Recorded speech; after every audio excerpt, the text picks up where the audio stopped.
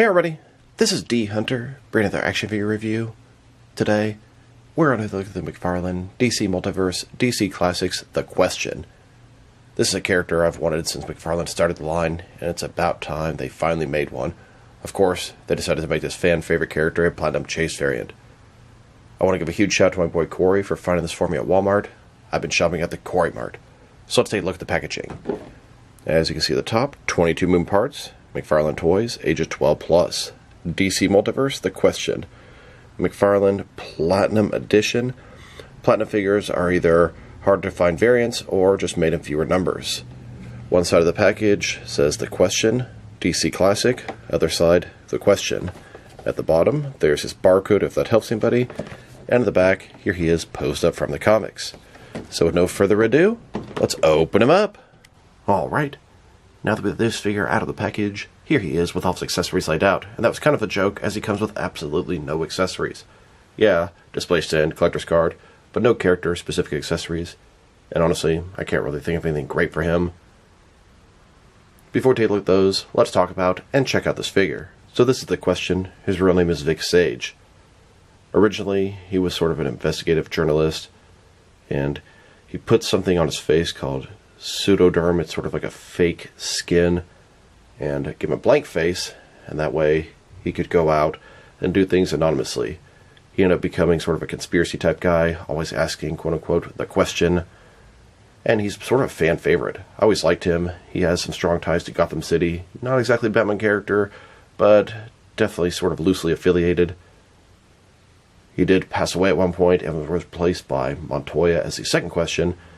And I'm not actually sure what the status is right now, if he's alive or dead or back. I think he's maybe missing. So let's take a look. This is a Platinum Chase, and personally I wish he was a regular release and maybe the Montoya version was a Platinum Chase, but I realize that would require a completely new sculpt. It is done on the Heath Ledger Joker Dark Knight body. We have a hat. You can see his blank face there. He has his black shading on the top. And personally, I'm not exactly a fan of that. I want to see his entire blank face. It kind of makes you think he has like a domino mask if you don't know better and see him kind of far away. It does work good in some positions, but in others, I don't like the way it looks. I kind of want to repaint it all to a flesh color. I don't know. I'll see how I feel after a little bit of time. He's in his traditional blue suit. He's got sort of a blue trench coat, vest, pants, yellow shirt, black tie, double-jointed elbows, double-jointed knees. It's weird. When I first heard they're using the Heath Ledger body and kind of saw it, I was like, oh, that sucks, more reuse. But tell you the truth, in hand, he looks damn near perfect. Nice job, smart reuse.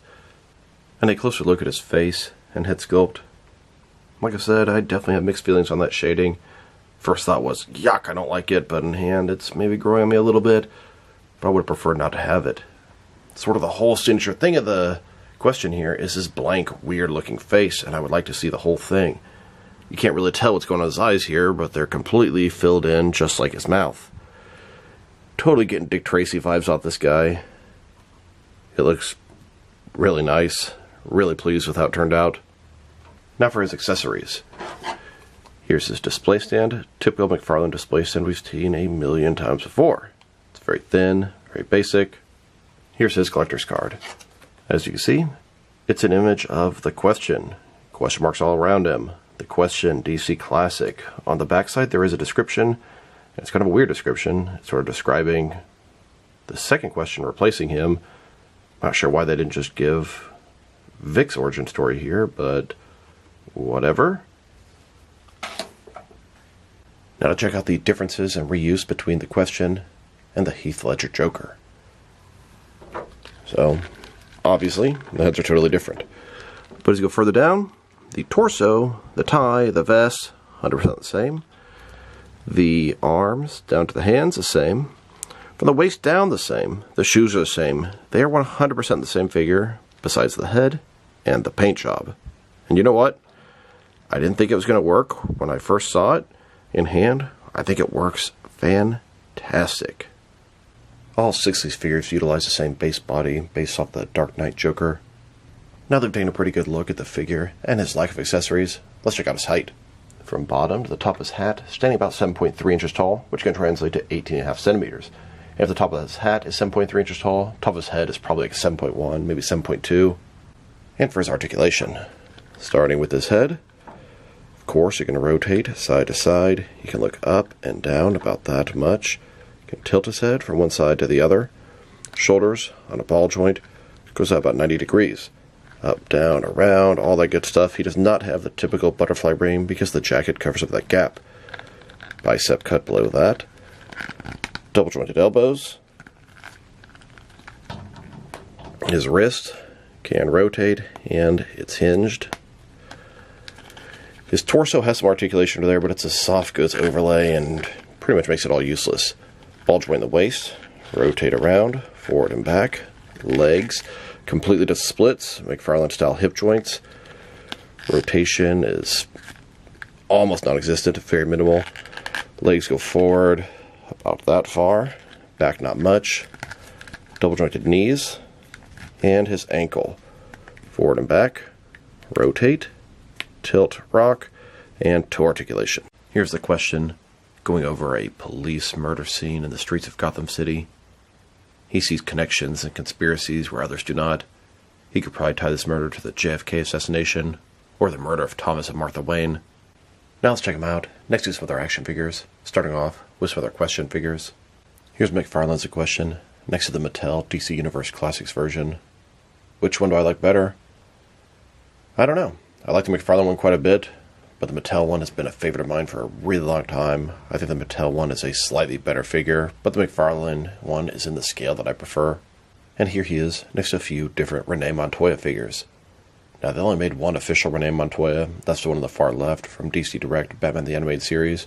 But the NECA Gargoyles Lisa Mazza and this Diamond Select Battlestar Galactica figure work for nice fill-ins for Lisa. I'm showing him next to Lisa because she became the second question, and I hope McFarlane eventually does the Montoya version of the question.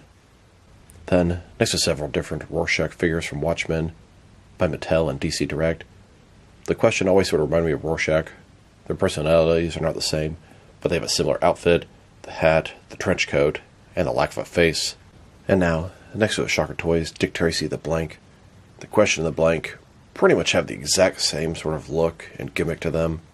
Here's the McFarlane question, next to all the different McFarlane Riddler figures they've made. I always thought it would be cool if the question interacted with the Riddler for obvious reasons, and he has, many times in the comics. Here's the question, next to the Huntress. They made a really cool team in the Justice League Unlimited series.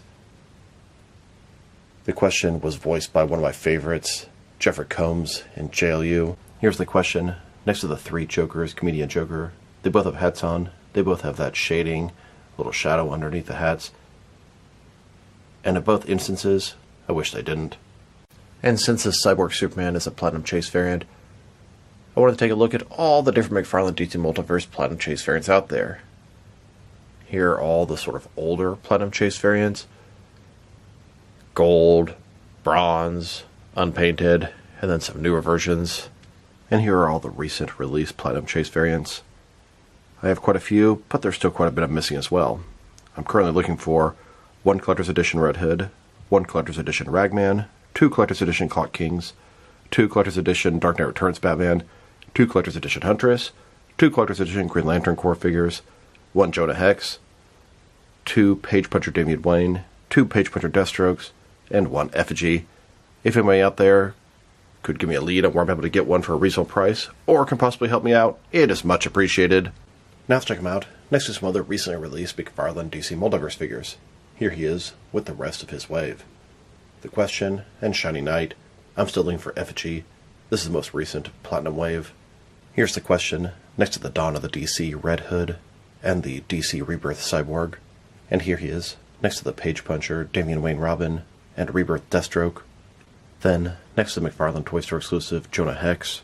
And now, with the Michael Go Alfred that came with the Batman Forever Batmobile, and the GameStop exclusive Frostbite Deathstroke. Here's the Question, next to the 7th wave of McFarlane Collector's Edition figures. We have the Battle Damage Dark Knight Returns Batman, the New 52 Huntress, and a couple of Green Lantern Corps members, Eben Sewer and Tomar Ray. And here he is, next to the Batman Forever wave, Collect to Build a Nightmare Bat. Then, next to the previous Platinum wave, Batman Begins Lucius Fox, Flash Movie Batfleck, Bullseye Batman and Hugo Strange's Batman. And now, with the previous Batman wave, both the regular and Platinum Chase variants of the Batman Reborn Dick Grayson Batman, the Adam West Batman, and the world's finest fusion Batman Superman. And finally, next to the 6th wave of McFarlane Collector's Edition figures, Red Hood, Clock King, Ragman, and Agent Liberty. Now let's check them out next to some action figures from different various companies, so we can see how he fits in both scale and style-wise, in case you want to know which lines you can mix him with. Since he's a McFarlane toy, they're typically the 7-inch scale. I'm going to start off my comparisons with some of the large action figure lines I collect, and work my way smaller. But first, let's check him out with some of his McFarlane Toys brothers. In front of you are 5 different action figure lines, all from McFarlane Toys, all 7-inch scale. And now, with some Jack-specific wrestling figures, and some Diamond Select toys, here's the question next to a Gold Potato.